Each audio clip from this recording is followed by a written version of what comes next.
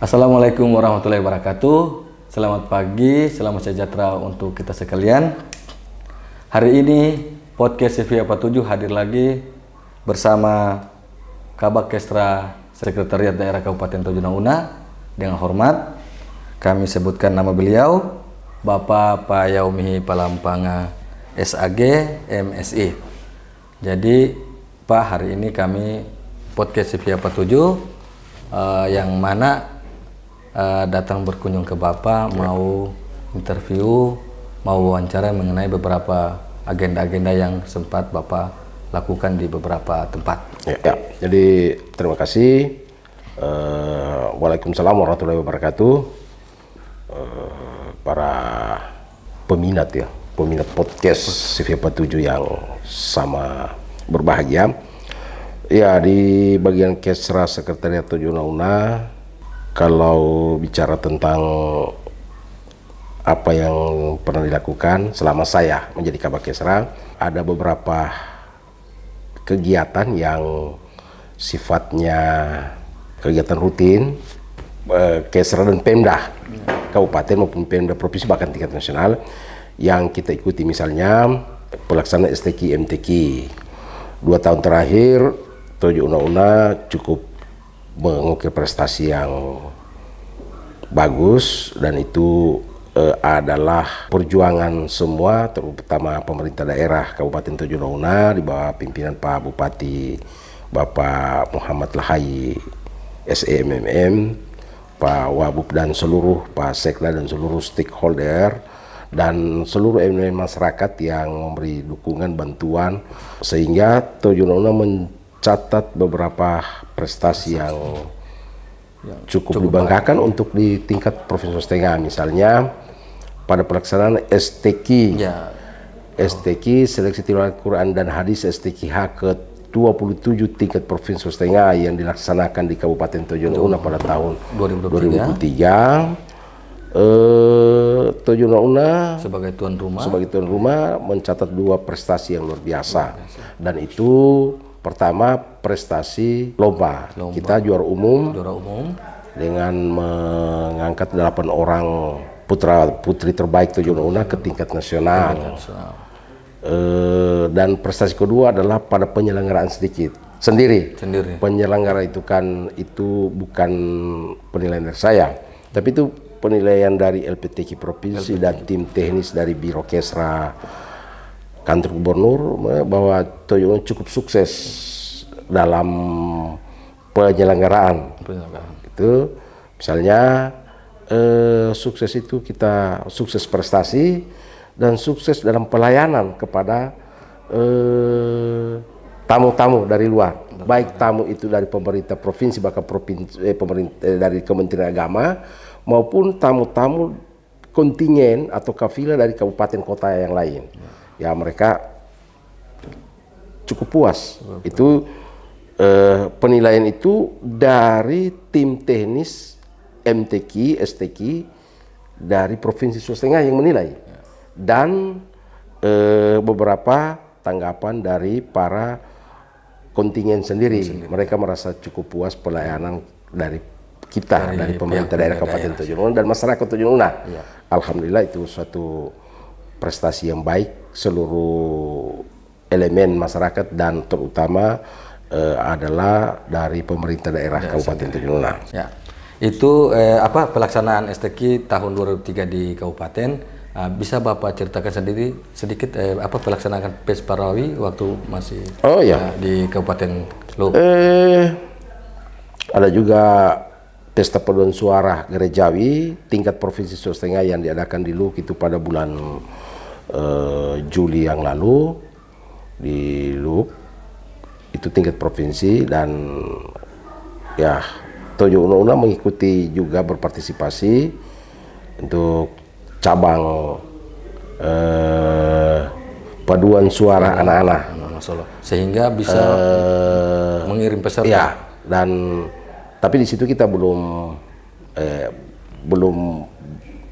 memperlihatkan prestasi yang maksimal. Jadi dari pelaksanaan PES Parawi di tingkat provinsi di Kabupaten Banggai yang beberapa bulan lalu itu Tojo Nona akan bersama-sama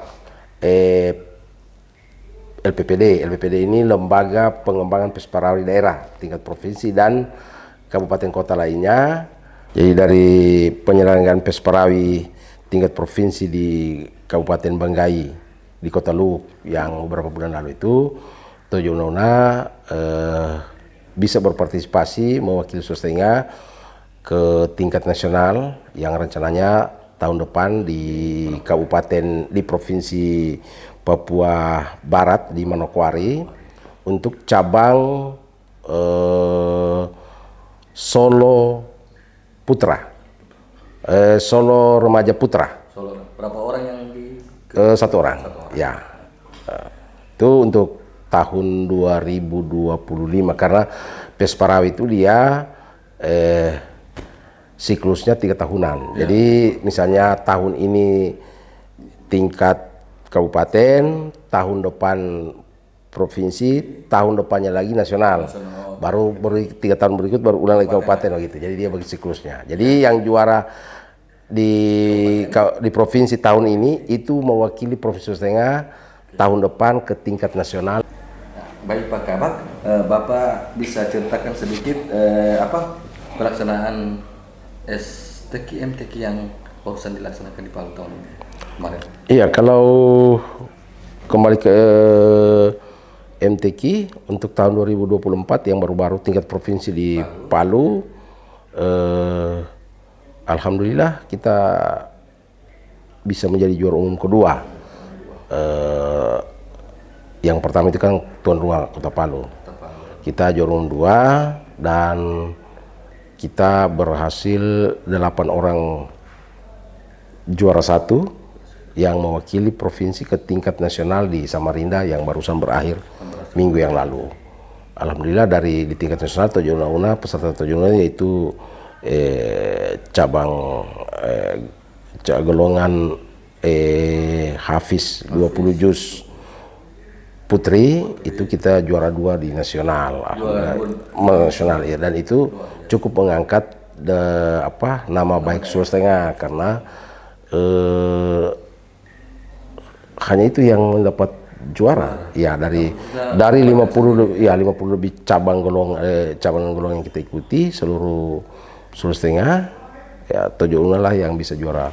Satu kebanggaan kan hasil binaan kita selama ini.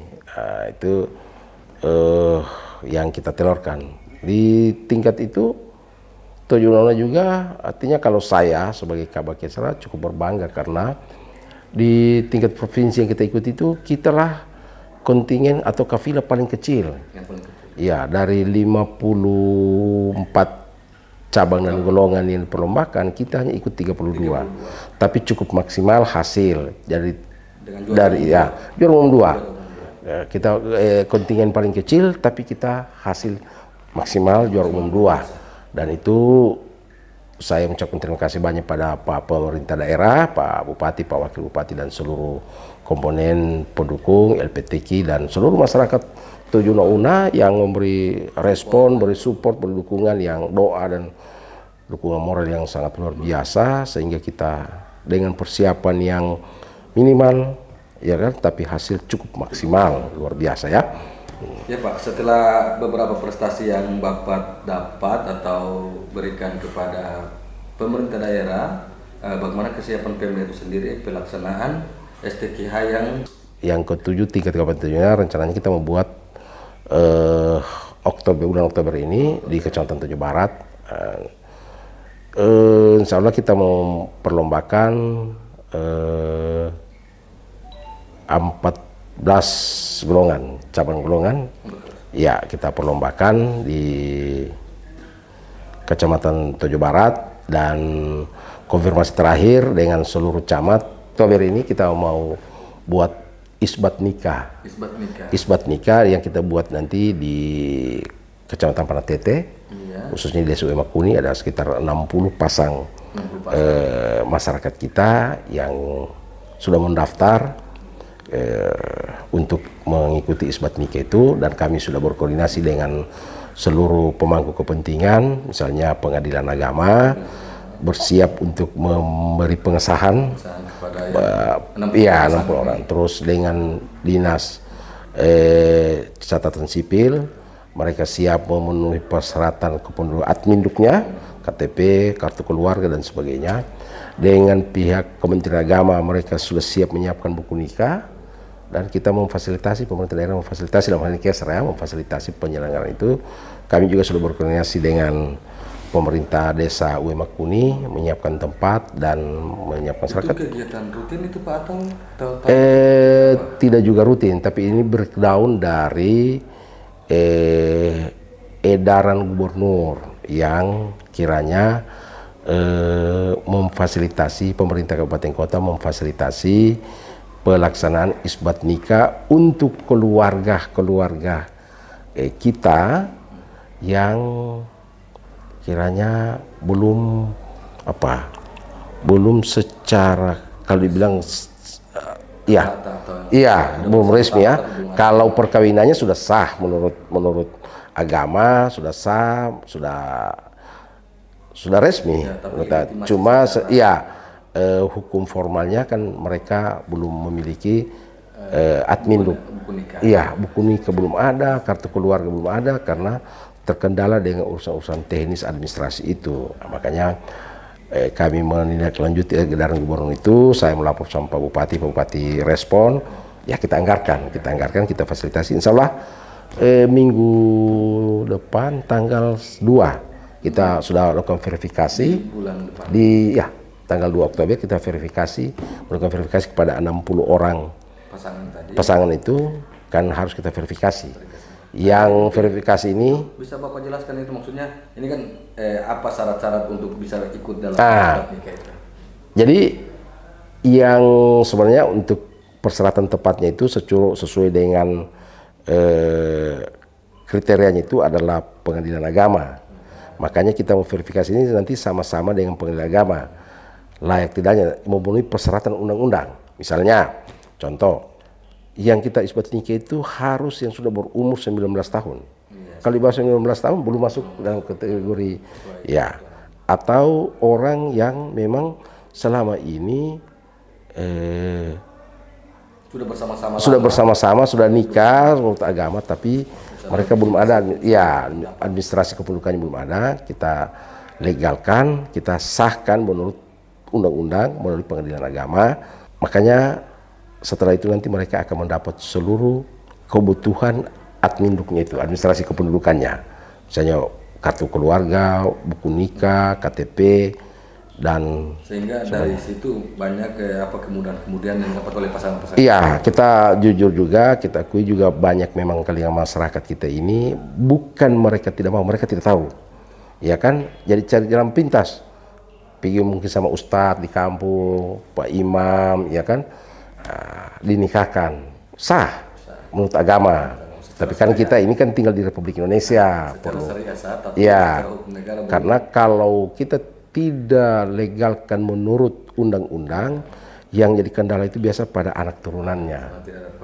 Tidak ada pengakuan dari negara, kan kasihan. Jadi ya kita Pemda memfasilitasi itu. Alhamdulillah, saya berterima kasih sama Pak Bupati merespon itu sehingga kita disetujui anggaran untuk melaksanakan ini.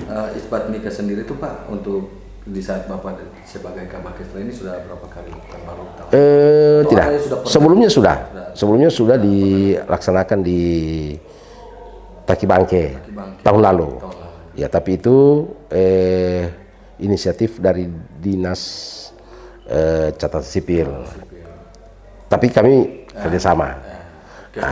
Kesra di dalamnya. Tahun ini sama-sama juga dengan mereka kita buat lagi di UE Makuni. Insya Allah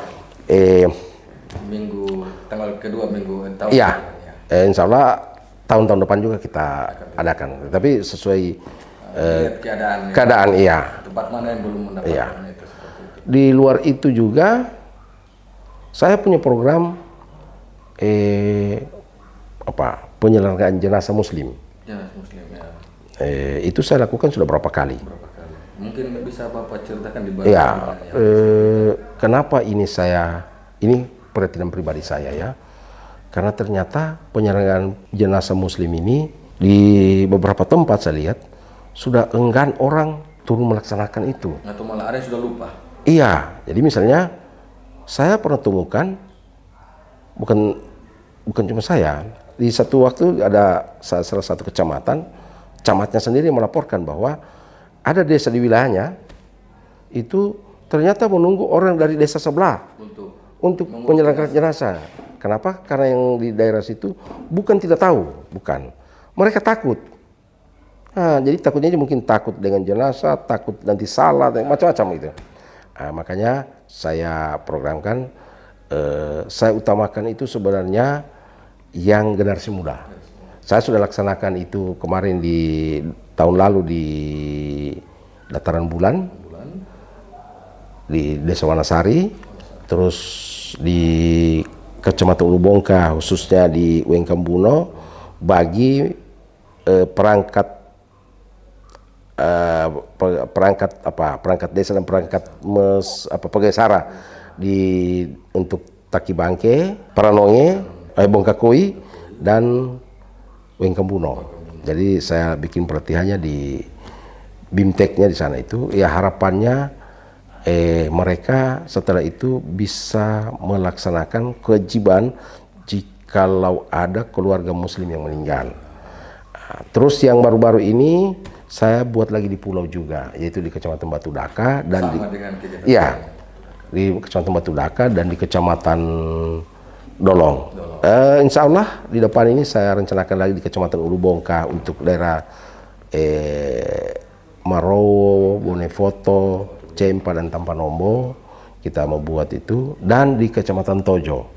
Tapi di Kecamatan Tojo saya mau rencana mungkin anak sekolah SMA, SMP ya kan. Nah, supaya mereka sudah punya bekal awal pengetahuan. Iya, yang paling penting semuanya dulu kan mereka berani dulu karena tahu kalau dia tahu ada keberaniannya dilaksanakan ya kan. Nah, itu kegiatan-kegiatan yang yang menyentuh langsung masyarakat. Bapak katakan bahwa ada dari 3 desa, ada dari sekolah misalnya. Iya. Itu biasanya di desa-desa itu ada risma. Nah itu juga bisa mungkin dilibatkan dari desa sehingga risma tadi atau karang taruna. Iya, memang. Jadi di desa itu justru saya sebenarnya tidak terlalu memprioritaskan itu Pegaisara. Kenapa? Pegaisara sudah tahu. Dan iya kan? Punya tugas sendiri kesehatan. Jadi yang saya utamakan itu biasa kalangan ibu-ibu. Misalnya ada ibu-ibu Dasawisma, ibu-ibu Wia itu, yaitu dan Risma.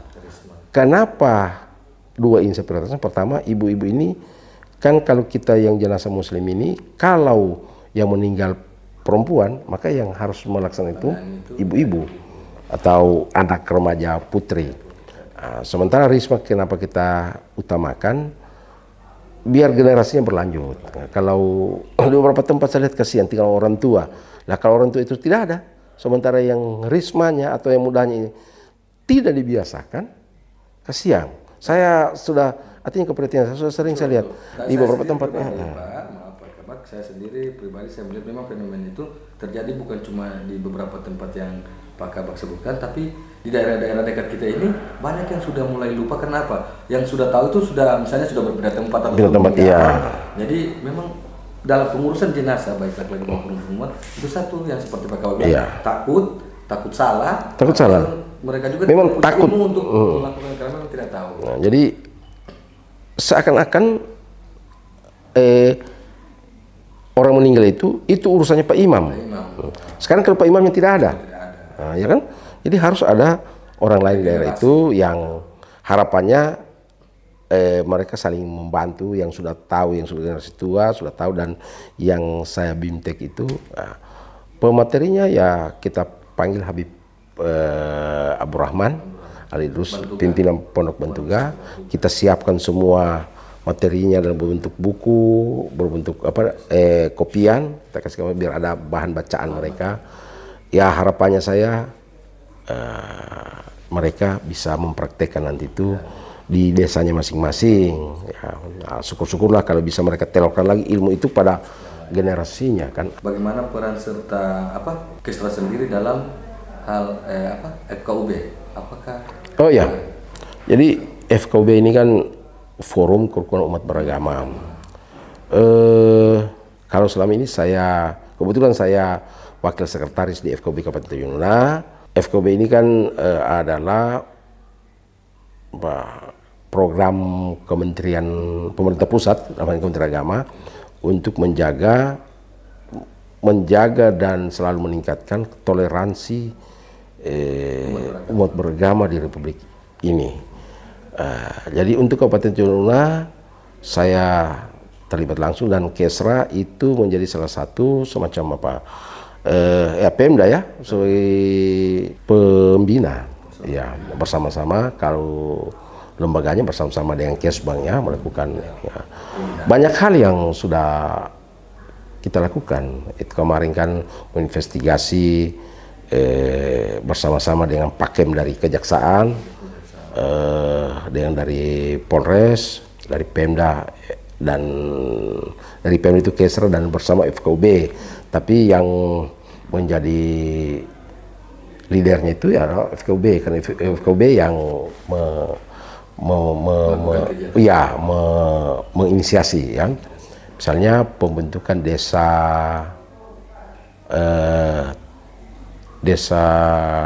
moderasi beragama, yaitu Desa Borone dan Desa Matako. Itu inisiatornya FKUB? FKUB, ya, sebagai pilot project ya. Karena itu memang di tingkat kabupaten kota di Provinsi Tengah ada pilot project itu desa moderasi. Ya. Dari pelaksanaan itu pilot projectnya FKUB sebagai desa apa tadi? Desa moderasi. Desa moderasi, apa output dari itu Pak Kabak? Ya, kita mengharapkan desa itu tetap damai, tenang, dan menjaga toleransi di antara sesama umat beragama, dengan menerapkan praktek-praktek beragama yang menghargai pemeluk agama lain. Nah, itu tujuan sama moderasi beragama. Demikianlah wawancara kami kali ini bersama Kabak Kesra Sekretariat Daerah Kabupaten Tanjung Una, yang dengan hormat kami sebut nama beliau Bapak Keomi Palampanga SAG MSI. Terima kasih Pak atas waktu Bapak kali ini bersama Podcast CVA 47. Sama-sama, terima kasih. Podcast CVA 47 asik didengar, mudah diingat, jelas suaranya ya.